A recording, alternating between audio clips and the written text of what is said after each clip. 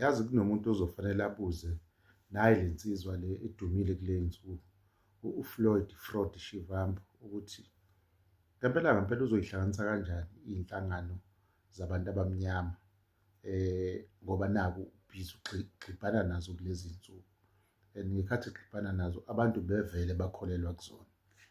Ngokwakhe phela ayikho inhlangano e-right ngaphandle kwale athi yena uzoyisungula, ngoba la esuka khona ekuqaleni uthe yayingena-direction, yayizungeza nje njengenkukhu engenakhanda. Uma echaza i-ANC-ke uyisho ngalelo hlobo, uthi inkukhu nje engenakhanda, ayina-direction. Bese eza kule athi uyingxenye yokuyisungula, uyibiza nge-cult, uthi laphana-ke ayikho enye into lapha, kukhonzwa indoda eyodwa okuwuMalema.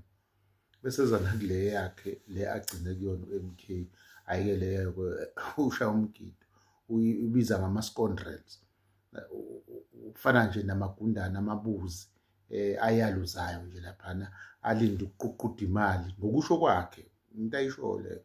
So iy'nhlangano lezi ezabantu esikholelwa kuzona, noma asithandi, uma sikhuluma nje ngamathemba umuntu omnyama, sibala zona lezi nhlangano lezi phambili, mhlambe bese ziyalandela-ke nezinye.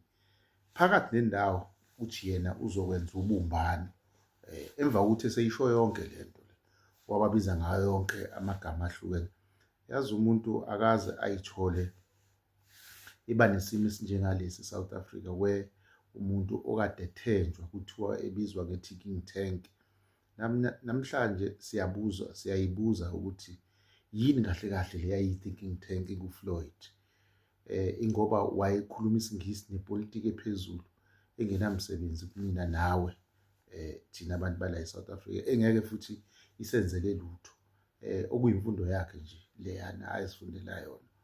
Ileyo kahle kahle into abatshazelwa yona.